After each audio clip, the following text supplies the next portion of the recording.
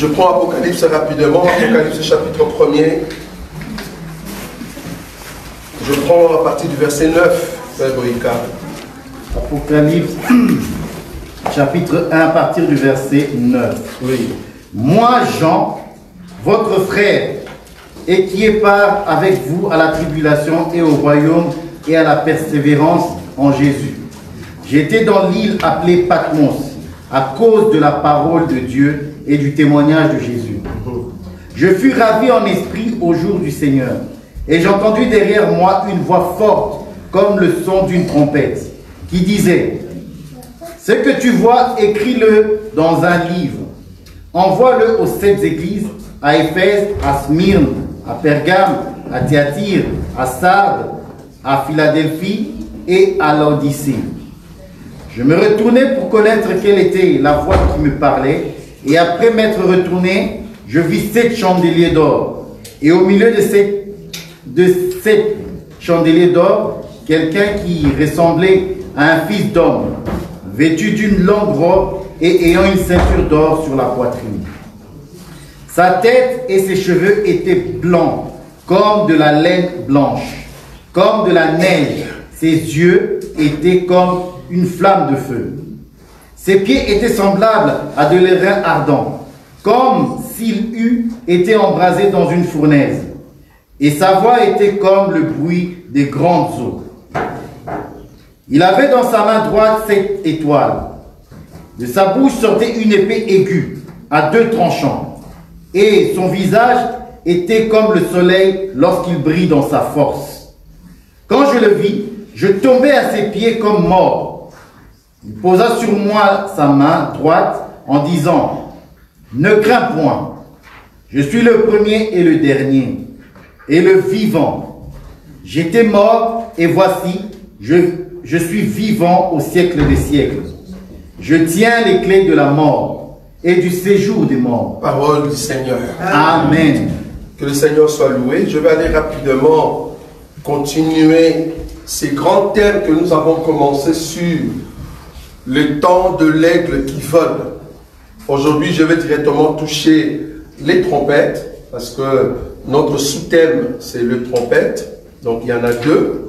Mais je vais quand même terminer cette partie ici de la présentation de notre Seigneur Jésus-Christ. Je vous ai dit la fois passée, quand on dit que sa tête et ses cheveux étaient blancs comme de la laine, je vous ai expliqué que la laine n'est rien d'autre qu'une source animale, n'est-ce pas, qui était en fait le manteau, en d'autres termes, c'était le Père.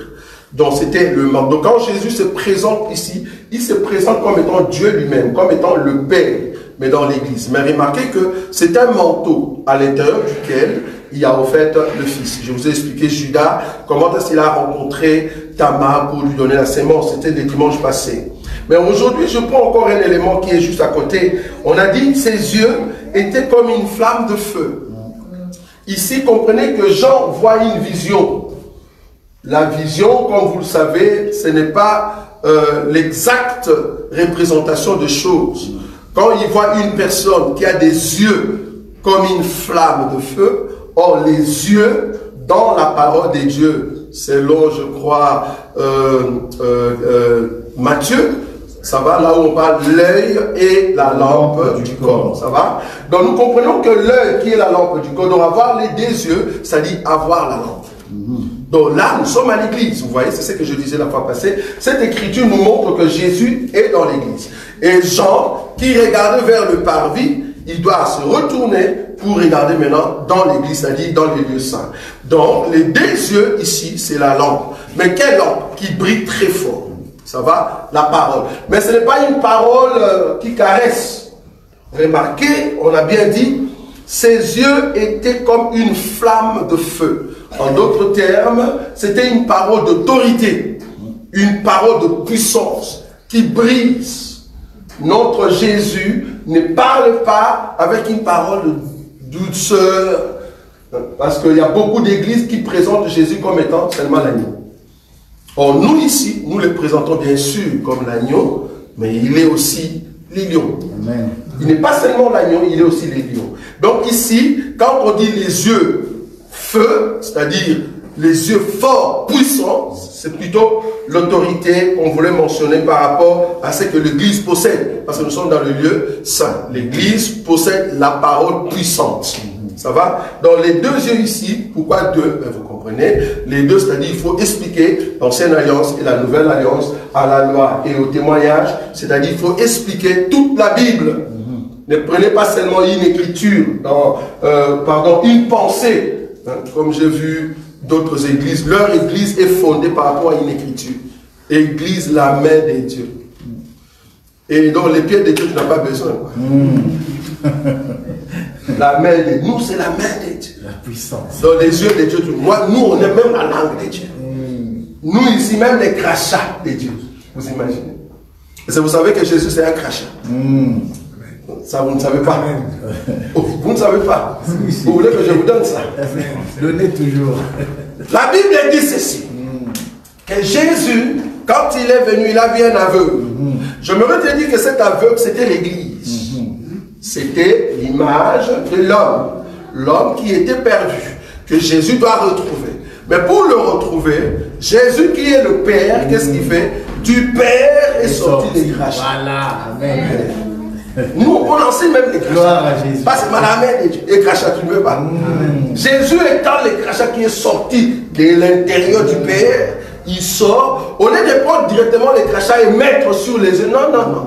Qu'est-ce qu'il fait? Le crachat qui est sorti doit d'abord être mélangé avec Marie. Voilà. La terre. Ça, vous voyez ça? Il faut le mélanger d'abord avec la terre. C'est-à-dire, Dieu a pris la parole, il l'a mis à l'intérieur de Marie pendant 9 mois et le bébé est sorti. En d'autres termes, le crachat qui est sorti de Jésus doit avoir la terre et c'est avec ces crachats plus sous terre, alors toi l'aveugle, tu peux être sauvé. Nous sommes sauvés par le Dieu qui a quitté le ciel. Il est venu comme étant homme et il est mort à la croix. Nous sommes sauvés. Amen. Ça, c'est expliquer le crachat. Donc, nous, on explique tout, bien aimé. Nous mangeons toute la nourriture. Nous, ce n'est pas seulement la main de Dieu. Quelqu'un dit, notre église s'appelle sang précieux. Et l'eau précieuse, tu ne veux pas avoir. Nous-mêmes, l'eau aussi, c'est bon. Pas seulement sang précieux. L'eau précieuse aussi. Nous voulons ça. Un jour, je vais mettre ici le tout de Jésus. C'est ce que nous prêchons ici. Ça va?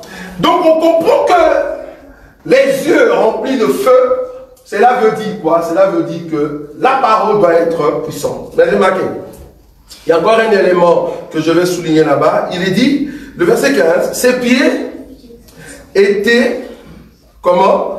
Semblables à des leurins ardents, comme s'il avait été, comment? Embrasé.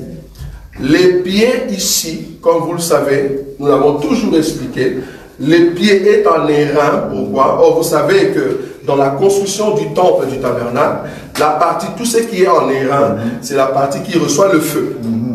Or, la partie airain veut dire, il est passé par la croix. Or, la partie airain, c'est tout ce qui est dans les parvis. Or, dans les parvis, cela veut dire, c'est là-bas que l'animal a été brûlé. Brûlé sur quoi? Sur l'autel de rein. Donc, si ses pieds est et embrasé à la couleur de l'airain embrasé, cela veut dire il vient de sortir de la croix, il entre maintenant dans l'église. Tu vois? Parce que on a bien, si tu le regardes, tu vas voir que ses pieds sont un peu comme rouges. Donc il y a le feu, embrasé par le feu. En d'autres termes, il vient à peine de quitter la croix, il n'est plus à la croix, c'est-à-dire il n'est plus dans le parvis. Vous voyez ça? Il est maintenant dans le lieu saint. Donc il quitte le lieu du parvis, il vient maintenant dans le lieu saint, mais avec l'œuvre de la croix. Vous voyez ça? Parce que le pied, c'est au fait l'œuvre de la croix. Embraser veut dire fouetter, frapper, ça vous savez. Ça va? Parce que nous sommes dans une église de la révélation. Quand on dit embraser, cela veut dire il est passé par la souffrance. L'homme habitué à la souffrance, l'homme qu'on a tapé, qu'on a fouetté, par la souffrance et par sa mort, c'est ça au fait le rein qui est passé par le feu. Ça va? C'est la persécution. Donc du coup, le Jésus en question se trouve dans le lieu saint, mais avec l'enseignement de la croix. Vous ne pouvez pas ôter l'enseignement de la croix. Vous ne pouvez pas enlever l'enseignement de la croix. Remarquez ici un élément très puissant. Dans les lieux saints, Jésus se retrouve avec ses pieds là des reins. Les pieds ne restent pas dans le parvis, mais ses pieds entrent dans le lieu saint. En d'autres termes, l'enseignement de la croix est très important dans l'Église. Si l'Église ne comprend pas l'enseignement de la croix, ben vous allez prêcher très mal. Comment prêcher très mal? Mais quand les gens vous disent que non, un culte, comment est-ce que dans votre Église, vous n'invoquez pas les saints? Ils ont demandé ça. On est parti dans cette église-là, ils n'invoquent pas les saints avant de prier. Frère, nous ne pouvons pas le faire. Nous ne pouvons pas invoquer les saints. Pourquoi? Parce que le pied embrasé du feu entre maintenant dans le lieu saint. Ça ne reste pas là-bas. C'est comme si chaque dimanche, il faut commencer à invoquer les saints. Nous sommes un peuple qui possède les saints. C'est différent. Vous invoquez les saints. Invoquer veut dire faire appel, c'est ça, non? Invoquer veut dire quoi? Faire appel. Or, quelqu'un qui fait appel au sang, cela veut dire que tu n'avais pas le sang. On est d'accord, non? Or, Lévitique. Lévitique nous dit ceci, frère Béni. Prends-nous Lévitique chapitre, combien? Chapitre, je crois, 17, c'est ça? 17. Prends le verset 13, s'il te plaît. Vous allez comprendre pourquoi nous n'invoquons pas le sang. Nous ne pouvons pas le faire parce que c'est insulter Jésus. Je lis au nom de Jésus-Christ. Oui, vas-y. Si quelqu'un des enfants d'Israël ou des étrangers qui séjournent au milieu d'eux prend à la chasse un animal ou un oiseau qui se mange, il en versera le sang et le couvrira de poussière. Continue. Car l'âme de toute chair, c'est son sang qui est en elle. C'est pourquoi je dis aux enfants d'Israël, vous ne mangerez le sang d'aucune chair, car l'âme de toute chair, c'est son sang. L'âme de toute chair, c'est son sang. Ok. Si vous allez à la chasse, vous attrapez un animal, prenez cet animal-là, vous l'égorgez. Il ne faut pas le tuer étouffé. Il faut l'égorger. Pourquoi? Ben vous faites sortir tout le sang. Comme on dit halal, c'est ça, non? Halal. Hein? Et ils disent halal. Nous aussi, on a notre halal. Amen. Parce que Jésus, est halal. Amen. On n'a pas mangé Jésus étouffé. Notre Jésus est halal. Amen. Halal. Halal, là où? Halal. Voilà. Donc, il faut enlever les sangs dans le corps. Vous versez les sangs. Il ne faut pas les laisser comme ça, sinon le mouche va venir. Qu'est-ce qu'il faut faire? Tu prends la poussière, tu viens mélanger. Est-ce que tu vois le sang qui est sorti? C'est au fait une personne, la vie, l'âme du Seigneur, mais qui a été mélangée avec la poussière. Toi et moi, par rapport à Genèse, chapitre 3, 19, frère Béni. Genèse, chapitre 3, 19. C'est à la sueur de ton visage que tu mangeras du pain. Jusqu'à ce que tu retournes dans la terre. Jusqu'à ce que tu retournes dans la terre, continue. D'où tu as été pris. Continue. Car tu es poussière et tu retourneras dans la poussière. Dieu dit à Adam, tu es poussière. Et tu retourneras où? Dans la poussière. Verset 14. L'Éternel Dieu dit au serpent, puisque tu as fait cela, tu seras maudit entre tout le bétail et entre tous les animaux des champs. Très bien. Tu marcheras sur ton ventre et tu mangeras de la poussière tous les jours de ta vie. Tu mangeras de la poussière tous les jours de ta vie. Il a dit ça au serpent. Donc il vient au serpent, il dit, serpent, parce que tu as fait ça, à partir d'aujourd'hui, ta nourriture a changé. Tu mangeras la poussière tous les jours. Il vient chez l'homme. Parce que tu as fait ça, tu retournes dans la poussière parce que tu es poussière. Tu retourneras dans la poussière. Donc, c'est comme si Dieu disait, Satan, ne cherche pas la nourriture loin. Voilà. La nourriture est là. Est-ce que vous voyez ça? Dieu lui-même a donné le pouvoir que l'homme possédait. Il a donné à qui? À Satan. Luc chapitre 4, le verset 5. Ici, je cite le verset. Luc chapitre 4, le verset 5. Il est dit quoi? Le diable l'ayant élevé, lui montra en un instant tous les royaumes de la terre. Il montra à Jésus, continue. Et il lui dit, je te donnerai toute cette puissance et la gloire de ces royaumes, car elle m'a été donnée. Merci. Et je la donne à qui je veux. Donc la gloire m'a été donnée. Qui lui a donné ça? C'est Dieu. C'est Dieu qui a donné à Satan la gloire. La gloire qui appartenait à qui? Et à l'homme. Parce que l'homme a péché, alors on prend la gloire, on donne à Satan. Maintenant, c'est lui qui s'agit devant Satan, mais Satan a dit là-bas qu'il va lui donner cette gloire. Donc ne soyez pas étonnés de voir des magiciens avoir des voitures. Ne soyez pas étonnés. avoir des maisons. Ne dis pas dans ton évangile, ah non, si les païens ont l'argent et nous. Non, non, tu n'as rien compris, frère. Tu vas toucher la magie pour rien. Nous, notre temps, c'est pas maintenant. Nous, on est venus prendre, comme on dit, l'exercice. Apprendre comment vivre dans le royaume. Notre temps viendra après, le millénium. Pour le moment, celui qui règne sur terre, c'est Satan. Amen. Et si tu t'agenouilles devant cet homme-là, il va te donner la gloire, des voitures, de l'argent. Mais il faut être soumis, il faut t'agenouiller. C'est ça la question. Mais nous, en aucun jour, comme Jésus a dit, en aucun jour, je peux m'agenouiller devant ça. En aucun jour. Il peut tout faire. Même s'il enlevait tout sur la terre, je ne peux pas m'agenouiller devant ça. Non. C'est pas possible. Pourquoi? Parce qu'en moi, la sémence qui est là, c'est la sémence du Père. Amen. Mais ceux qui s'agenouillent devant Satan, vouloir ou pas, ce sont des gens qui n'ont jamais été destinés à entrer dans le ciel. C'est comme ça qu'ils vont là-bas. Comment se fait-il? Comment se fait-il? Tu as rencontré cet évangile. Ah non, c'est grave. Tu as rencontré cet évangile et puis tu vas dans l'église des Noirs. Et ah, maintenant il y a un problème. Il y a un problème. Tu es parti dans l'église des Noirs. Et puis tu dis, ah non, l'église des Noirs dit la vérité. Nos pères et nos ancêtres, c'est Fumosimo qui marque. Mais pourquoi c'est moi qui corrole? Les Swahili, nous, ça ne va pas. Donc si je suis polonais, ça ne va pas. Il faut toujours quiconque. Donc là, l'église des Noirs, ils soutiennent leur prophète. Soi-disant, parce que lui-même n'a jamais dit qu'il était prophète de Noir. Si tu ne le reçois pas, tu n'iras en enfer. Non. Ce sont les hommes qui ont changé, au fait, ce qu'ils disaient. L'église des Noirs, étant donné que vous ne reconnaîtrez jamais celui qui est la voie, le principal pour aller au ciel, vous irez à l'enfer.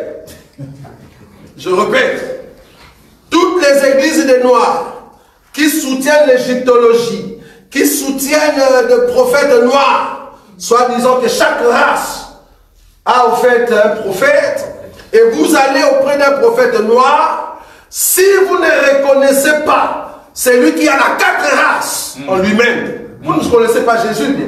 Amen. Jésus a la 4 races en lui-même. Si vous ne reconnaissez pas cet homme, vous irez en enfer. La preuve, regardez comment vous dansez sur TikTok. Continuez à danser comme ça.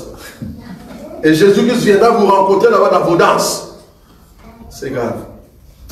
Donc ici, les yeux rouges, les yeux flammes, cela veut dire la parole puissante qui est dans l'église et la croix qui doit entrer au fait dans l'église. Dernier élément pour toucher la trompette, frère béni. Dernier élément, je prends ici, la Bible dit, le verset 15, ses pieds étaient semblables à des lérins ardents, comme s'il avait été embrasé dans la fournaise, et sa voix était comme le bruit des grandes eaux. Quand on dit bruit des grandes eaux, quand il parle, vous sentez donc, la puissance, l'autorité. Ça va? Et quand on dit de grandes eaux ici, vous là on parle des grandes eaux, c'est-à-dire Jésus est au milieu de l'église. Ça va? Des grandes eaux. Et je prends rapidement le verset 16. Il avait dans sa main 7 étoiles. De sa bouche sortait une épée aiguë à 2 tranchants, et son visage était comme le soleil qui brillait dans sa force. Ici, l'épée en double tranchant, vous comprenez? Donc il y a les deux côtés. Ça coupe ici et ça coupe de l'autre côté. C'est-à-dire nous avons une parole. Parce que quand tu prends maintenant dans l'autre verset, on a dit la parole de Dieu est comme une épée à double tranchant qui sépare quoi? Oui, et puis l'âme et l'esprit. Vous voyez? Donc, c'est par la parole, la vraie parole, c'est là-bas que Dieu va séparer pendant la deuxième mort. Parce que vous savez qu'il y a 2 morts. On a déjà enseigné ça ici. Il y a 2 morts. La première mort, la séparation de la chair avec l'âme. La deuxième mort, la séparation de l'âme avec l'esprit. Ça va? Si tu peux passer par la première mort, mais vouloir ou pas, les chrétiens, les enfants, ceux qui vont demeurer éternellement, ne passeront par la deuxième mort. On est d'accord? Mais les païens, si. Les païens, eux, ils vont passer à la deuxième mort.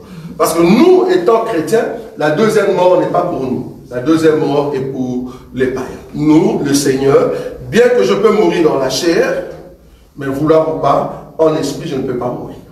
Mais il y aura aussi d'autres qui vont recevoir la grâce. Ils ne vont pas mourir quant à la chair, mais ils seront plutôt transformés. Selon 1 Thessaloniciens, chapitre 4, les versets 15 à 16. Alors, frère béni, prends-nous Nombre. Nombre, chapitre 10, le 1er jusqu'au 8e verset. C'est là-bas que je commence. Tout ce que je dis ici depuis le premier dimanche, c'était l'introduction. Je commence maintenant mon enseignement aujourd'hui. Voilà, Nombre chapitre 10, à partir du 1er jusqu'au 8e verset. L'Éternel parla à Moïse. Oui. Il dit, fais-toi 2 trompettes d'argent. Très bien. Tu les feras d'argent battu. Elles te serviront pour ta convocation dans l'assemblée et pour le départ des champs. Quand on en sonnera, toute l'assemblée se réunira auprès de toi, à l'entrée de la tente d'assignation. Si l'on ne sonne que d'une trompette, les princes, les chefs des milliers d'Israël se réuniront près de toi. Quand vous sonnerez avec éclat, ceux qui campent à l'Orient partiront. Quand vous sonnerez avec éclat pour la seconde fois, ceux qui campent au midi partiront. On sonnera avec éclat pour leur départ. Vous sonnerez aussi pour vous convoquer à l'assemblée, mais vous ne sonnerez pas avec éclat. Les fils d'Aaron, les sacrificateurs, sonneront des trompettes. Ce sera la loi perpétuelle pour vous et pour vos descendants. Parole du Seigneur. Amen. Je prends d'abord le verset 8. Qui sont ceux qui vont sonner les trompettes?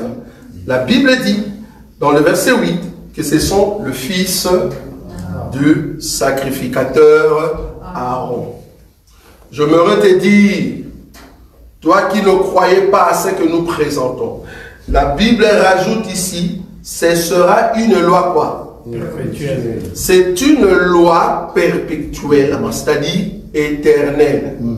En aucun jour, une fille peut sonner la trompette. Voilà. Là, ici déjà. Encore une écriture de plus. C'est une loi perpétuelle, éternelle, que ce sont le fils d'Aaron qui doivent quoi? Sonner la trompette. Une femme ne sait pas sonner la trompette. Oui ou non? Amen. En réalité, une femme ne sait pas sonner la trompette. Pourquoi? Parce que la trompette en soi, ça se sonne 2 fois. Il faut sonner sans éclat. Cela veut dire, c'est la réunion. En d'autres termes, si nous sonnons sans éclat, ça dit je convoque l'assemblée. Or, quand est-ce que le fils d'Aaron sonne la trompette sans éclat? C'est lors de la prédication. Amen. Parce que si tu dis qu'une fille peut aussi sonner la trompette, maintenant avec éclat, montre-nous quelle est la fille qui va sonner avec éclat là-bas. Parce que la révélation d'aller, le son avec éclat, de la préparation pour monter, c'est seulement le Fils. Amen. C'est seulement le Fils. Je vous ai toujours dit, nous monterons, nous tous ici, nous monterons comme fils. Il n'y aura pas de sœurs, il n'y aura pas de femmes. Nous monterons comme fils. Donc nos sœurs deviendront des fils. J'ai toujours dit, quand nous allons revenir dans les milléniums pour régner sur terre, il n'y aura pas de sœurs. Ceux qui vont venir du ciel, il n'y en aura pas. Tous ceux qui vont descendre du ciel qui viendront, nous allons venir des hommes. Bon, je ne sais pas si je ne pense pas qu'on va se reconnaître. Si seulement Dieu nous accordait la grâce de se reconnaître, j'aimerais voir quelle est la taille que ma soeur Caroline aura. Musclés qui descendent, les commandos du ciel sont descendus. Nous sommes rentrés sur terre. Il n'y aura pas de femmes. Non. Ceux qui vont venir du ciel descendront comme de fils. Pourquoi? Mais parce qu'ils sont montés comme de fils. Ici, il n'y a aucune femme qui peut sonner de la trompette. Non, c'est interdit. C'est une loi éternelle. Ça doit rester comme ça. Ça c'est. Mais Dieu dit ceci. L'Éternel parla à Moïse, le premier verset, et dit, fais-toi. J'aime ça. L'expression fais-toi veut dire, la trompette que tu vas faire, ça va aussi t'aider toi-même. Tu as vu ça? Fais-toi, il n'a pas dit fais deux trompettes. Non, il dit fais-toi, crée-toi. C'est-à-dire, ce que tu vas faire, toi aussi tu vas en profiter. Je ne sais pas si vous voyez ça. Qu'est-ce que je veux dire par là? Tout prédicateur, tout enseignant, tout ministre, Dieu va le juger par rapport à l'enseignement que tu présentes. Dieu va te juger. Il faut que l'enseignement t'aide toi-même aussi à entrer.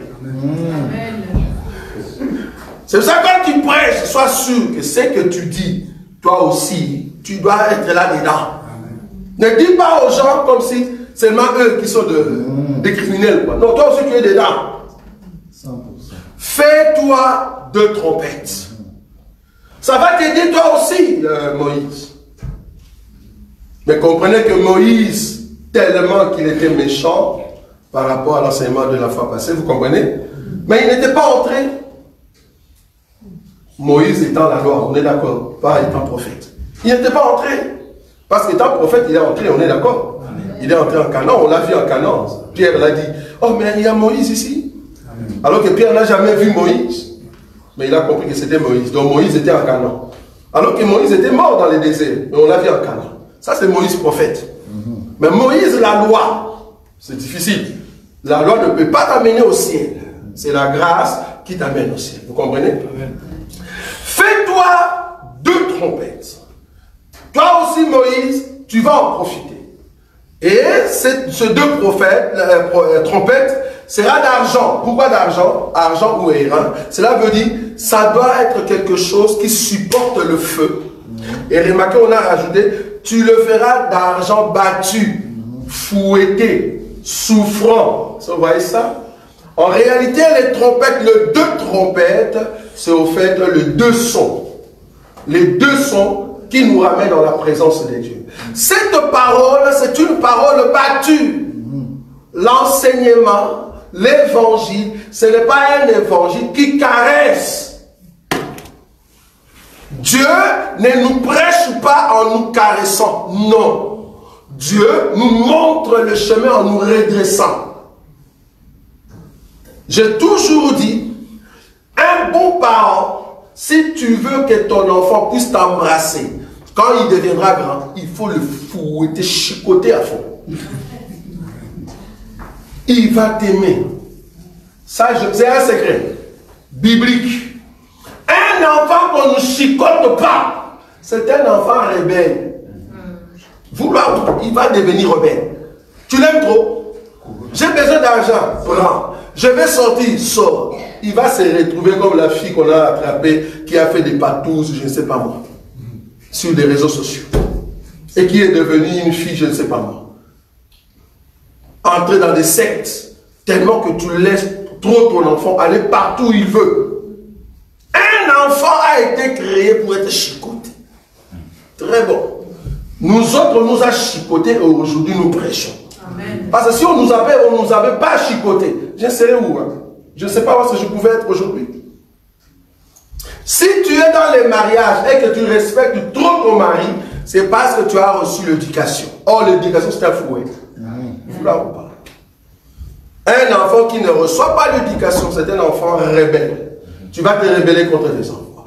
Donc, la trompette ici doit être une trompette battue, fouettée à fond.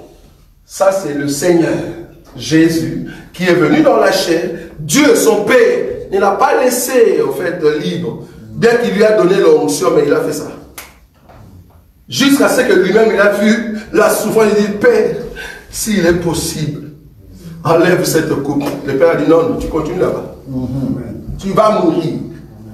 Bon, des fois, on regarde ça dans des films. Frère, changeons un peu de scène. Si c'était toi.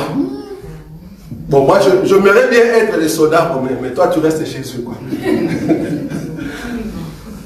Le chicote en question. Ah, mais non, c'est terrible. Non, Jésus, wow. C'est vraiment un nom. On l'a fouetté, craché dessus. Il ne parlait pas. Il est monté calmement. Au lieu de terminer avec le fouet, on l'amène jusqu'à la croix. En d'autres termes, on met le clou et le poids du corps est suspendu par de clous. Ça, c'est la trompette battue. souffrant. C'est ça l'enseignement de la croix. Si tu veux aller au ciel, il faut souffrir. La Bible dit, je crois qu'il y a une écriture, frère Boïka. La Bible dit, c'est par des multiples souffrances ou persécutions que nous entrerons au ciel. C'est ça? Oui. Vous connaissez cette écriture, non? Cherchez-moi ça. Il est là. Tu as trouvé déjà? Oui. Ah, c'est bon. Alors. Il est dit quoi? Acte 14, oui. Verset 22. Oui. Fortifiant l'esprit des disciples, oui. Les exhortant à persévérer dans la foi, très bien. Et disant, et c'est par beaucoup de tribulations, oui. qu'il nous faut entrer dans le royaume de Dieu. Wow. C'est par beaucoup de tribulations, par beaucoup de souffrances. Pour entrer au ciel, il faut accepter la souffrance. Le ciel, ce n'est pas un cadeau. En réalité, Jésus... Ah, merci Seigneur parce que tu nous as donné l'enseignement. En réalité, Jésus, pour que tu puisses avoir de l'argent, s'il était trop bon comme les parents de ce monde, il allait nous amener sur un chemin de la perdition. Qu'est-ce qu'il allait faire? Tu dors comme ça, tu te réveilles, il y a l'argent tout autour de toi. Il pouvait faire ça, il peut faire ça. Tu te réveilles comme ça, paf, il y a des diamants, il y a de l'or partout. J'ai vu un pasteur, soi-disant prophète, il fait sortir de l'argent dans des porte-monnaies. Donc il vous dit, ah, il y a la grâce de Dieu, je veux faire apparaître de l'argent dans vos porte-monnaies. Et puis il y a des gens qui sont là, qui sont venus, ils viennent, ils disent, j'avais 100 €, j'avais dépensé 20, mais je vois encore le 20 est revenu. Donc on appelle ça miracle manier, c'est ça. Donc il fait sortir de l'argent dans des porte-monnaies pour comprendre que c'est la magie. Nous on a de l'œil, on voit tout. Pour comprendre que c'est de la magie. Comment c'est? Parce que à l'école quand on était de petits, il y avait des magiciens qui venaient, qui faisaient sortir des bonbons, oui ou non? Des bonbons et des biscuits, non? Il peut aussi faire sortir de l'argent, non? Si toi, magicien, tu peux faire sortir de l'argent, pourquoi tu nous avais dit de payer avant d'entrer? C'est ça. Parce que tu n'as pas besoin d'argent, oui ou non? Pourquoi on a payé avant d'entrer? Le pasteur a fait sortir de l'argent dans des porte-monnaies pendant les cultes, et puis à un moment il dit, c'est l'heure des offrandes, menteur. Pourquoi on doit encore donner l'offrande? On n'a pas besoin d'offrande. Dis seulement à Dieu qui a fait sortir l'argent là-bas, Dieu remplit l'offrande. On n'a pas besoin d'offrande. Ça prouve que l'argent que vous avez dans des porte-monnaies, ce n'est pas les bons. Mais maintenant, venez mettre les bons. Si toi, tu fais sortir de l'argent, pourquoi tu as besoin de l'offrande? On n'a pas besoin. Parce que Dieu va sortir de l'argent. Dieu ne fonctionne pas comme ça. Non. Dieu a dit à Adam, la terre, pas toi, mais la terre ne te donnera plus son fruit. Il faut labourer pour avoir le fruit. Donc avant, la terre était là, tu viens, tu manges comme tu veux. Maintenant, à partir du péché, Dieu a dit à la terre ne donne plus gratuitement. Si Adam a besoin de manger, il doit labourer.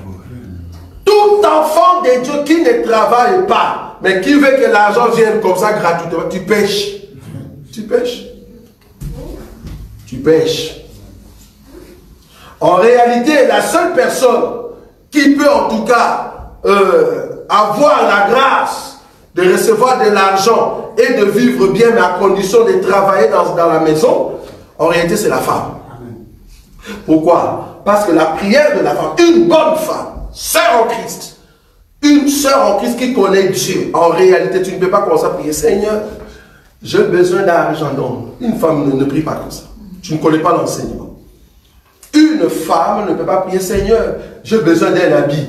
Seigneur, j'ai besoin d'un parfum. Non. Seigneur, j'ai besoin d'acheter une maison. Toi, tu es une sœur en Christ. Une sœur en Christ ne prie pas comme ça. Une sœur en Christ prie, Seigneur, j'ai besoin d'un mari. C'est tout. Pourquoi? Parce que les désirs de la femme, tous se porteront à son mari. Amen. Cherche le mari au lieu de chercher le bien. Si tu as le mari, tous les biens tu l'as. Si tu as Jésus, tu possèdes tout. Est-ce que tu vois? Si tu as Jésus, tu possèdes tout, frère. Tu n'as pas Jésus, mais tu cherches le mariage. Tu n'as pas Jésus, mais tu cherches de voiture. Mais si tu as Jésus, en Christ et Jésus, nous avons le tout. Mais le tout viendra après le travail. C'est pour ça que nous sommes sur terre, nous travaillons. Mais pendant les milléniums, c'est les repos. Là-bas, nous, on ne va pas travailler. L'argent viendra comme on veut. Là-bas, on ne travaille pas, c'est le repos. Repos pour qui? Pour le Père et pour nous. Nous serons dans le repos, dans les délices pendant le millénium. Mais maintenant, nous travaillons. Pourquoi? Nous apprenons comment se conduire dans la cour royale. Vous voyez ça? Très important. Donc, les deux trompettes, c'est au fait la parole et la puissance de la parole. C'est à la loi et au témoignage. Mais cette parole doit amener un enseignement du brisement. Quand on dit battu, c'est-à-dire brisement. Tu dois être brisé par la parole de Dieu. Et cette trompette se sonne deux fois. La première fois quand on ne sonne pas avec éclat. Cela veut dire la prédication. Quand nous prêchons, nous ne sonnons pas avec éclat. Nous sensibilisons les gens. Nous disons aux gens, préparez-vous, parce que très bientôt nous allons monter. Mais il y aura un temps où le Seigneur lui-même, au son de la trompette, à la voix d'un archange, là-bas ils sonneront la trompette. Ça c'est autre chose. Ça sera avec éclat, parce que ici, regardez le verset. Le verset 3, ça c'est sans éclat. Quand on en sonnera, tout l'ensemble se réuniront auprès de toi à l'entrée de la tente d'assignation. Si l'on ne sonne que d'une trompette, le prince de chef de milliers d'Israël se réuniront auprès de toi. Ici, on avait sonné une fois, cela veut pardon, une trompette, ça c'était pour Israël. Israël jusqu'à aujourd'hui, on a sonné seulement une fois. Ils se sont réunis tout autour de la loi. On a sonné une fois. Mais nous, on a sonné les deux trompettes. Mais Israël, pour eux, on a sonné seulement une trompette jusqu'à aujourd'hui. Donc, la réunion de princes, la réunion tout autour de Moïse, parce qu'on a sonné seulement une trompette. Jusqu'à aujourd'hui, Israël entend seulement une trompette. Mais nous, nous attendons les deux trompettes, mais pour le moment, c'est sans éclat. En d'autres termes, nous écoutons la parole de Dieu. Mais il y aura un temps où les deux trompettes seront sonnées avec éclat. Et la Bible dit, remarquez maintenant avec éclat. 6. Quand vous sonnerez avec éclat, pour la seconde fois, vous voyez? Pour la seconde fois, parce que la première fois c'était sans éclat. Pour la seconde fois, il est dit, ceux qui campent au midi partiront. On sonnera avec éclat pour le départ. Donc quand on sonne avec éclat, cela veut dire partons. Donc c'est le Seigneur qui va sonner très bientôt pour que nous puissions aller à l'enlèvement. Ça va? Donc quand on dit trompette, cela veut dire parole de Dieu. Mais quelle parole de Dieu? Parole de Dieu qui nous brise.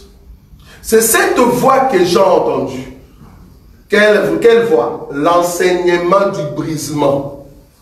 Parce qu'il a dit dans Apocalypse, la voix que j'entendais était comme une voix d'une trompette. Quelle trompette? Trompette battue. Trompette du brisement. L'église, aujourd'hui, nous sommes appelés à un enseignement du brisement. Pourquoi? C'est l'enseignement du brisement qui nous prépare à monter au ciel. C'est par beaucoup de persécutions que nous allons entrer au ciel. Que nous allons entrer au ciel. Que nous allons entrer au ciel.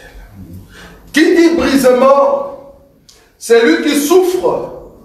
Il ne peut pas dire à celui qui le maltraite, alors que celui qui le maltraite te frappe. À ce moment-là, tu n'as plus le pouvoir de dire à la personne que Dieu te maudisse. Remarquez Jésus, quand ce n'était pas encore le temps pour lui d'être arrêté, la Bible dit quand les huissiers sont venus, ils l'ont trouvé comment? En train de prêcher, ils n'ont pas pu le prendre. Pourquoi? Il prêchait avec puissance, autorité. Ils ont dit jamais homme n'a parlé comme cet homme. Pourquoi? Parce que c'était encore le temps du Seigneur. Étant donné que je suis encore vivant, personne, alors qu'ils ne sont pas venus pour... Donc, ils n'ont pas dit à Jésus, viens, nous voulons t'arrêter, et puis Jésus manifeste l'autorité. Non. De loin, je souligne ça, De loin, les huissiers ont dit, waouh, jamais homme n'a parlé comme cet homme. Ils voyaient l'autorité dans la personne de Jésus. Ils n'ont pas touché, mais ils voyaient l'autorité. Qu'est-ce que je veux dire par là? Aujourd'hui, tout chrétien, tu as l'autorité en toi, mais toi-même peut-être tu ne le sais pas. Jésus prêchait normalement.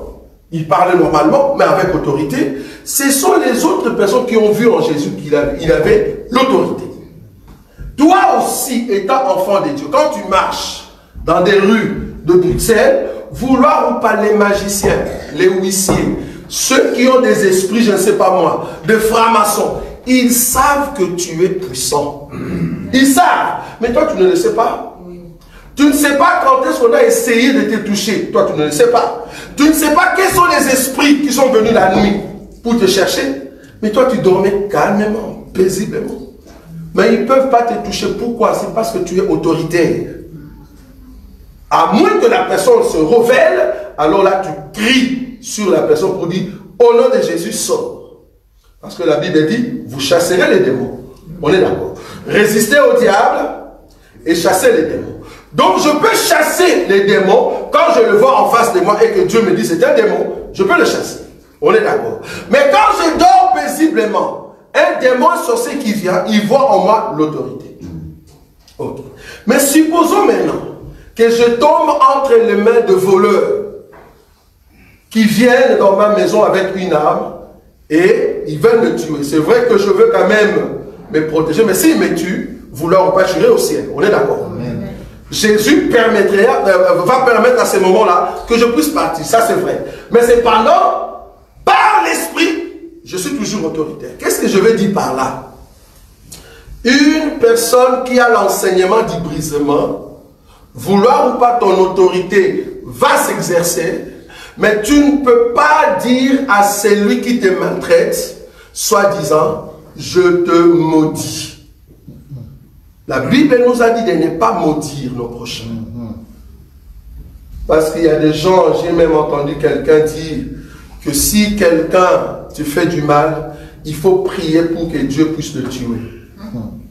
Oui, il y a un homme qui a dit ça dans sa prédication. Moi, personnellement, si tu me veux du mal, en réalité, ce n'est pas toi que je vais demander. Ce n'est pas toi. Je vais demander à papa. Moi, je demande à papa, pourquoi tu laisses telle personne me déranger? C'est comme David a dit, toi, tu n'insultes pas Israël. La personne que tu insultes, c'est l'Éternel des armées. Alors, parce que tu as insulté l'Éternel des armées, que tu veux toucher le oint, alors aujourd'hui, ta chair sera donnée à qui? Aux oiseaux du ciel.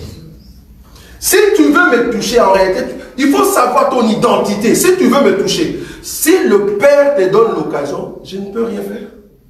Si le Père me dit que je serai touché par telle personne, je ne peux rien faire. Mais étant donné que je suis dans mon autorité, tu ne peux pas. Tu ne peux pas essayer. Tu ne peux pas. Tu ne peux pas. Ce n'est pas possible. Le Père n'a pas encore décidé que je puisse partir. Fais tout. Tu verras que tu ne peux pas. Alors moi, en aucun jour, je vais prier pour toi, soit disant que Dieu puisse te tuer. Oh, pourquoi? Et si tu es Paul? Si tu es Paul, comment saurais-je si tu es Paul? Il s'est prouvé que tu es Paul. Paul était un persécuteur. La Bible dit, il persécutait l'église. Ces jours-là, quand on tuait Étienne, c'est lui qui détenait quoi? Les habits. Vous voyez? Il détenait les habits.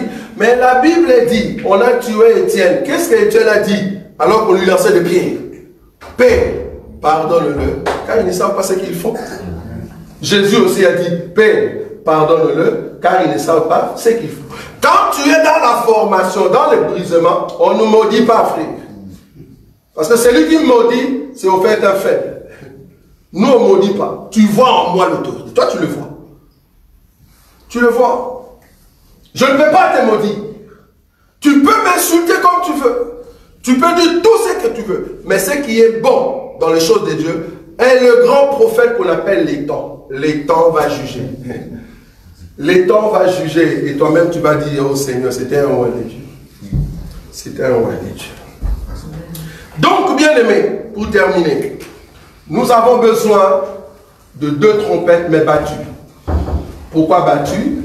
Parce que nous devons passer par le brisement. Or, il faut que ça soit 2. Israël n'a qu'une trompette. Pourquoi une trompette? Une trompette par rapport à la loi. Mais nous avons à la loi et au témoignage. Donc, nous devons avoir les 2, mais dans les brisements. Et c'est ça qui nous fait, au fait, rentrer à la maison. Quand on sonne avec éclat, cela veut dire c'est l'enlèvement qui arrive très bientôt. Mais pour le moment, avec l'enseignement que nous prêchons ici, c'est au fait la sonnerie ou le son sans éclat pour préparer l'église. Amen. Tendre Père, nous te disons grand merci. Grand merci parce qu'aujourd'hui tu sonnes par les billets de tes ministres, par les billets des hommes de Dieu.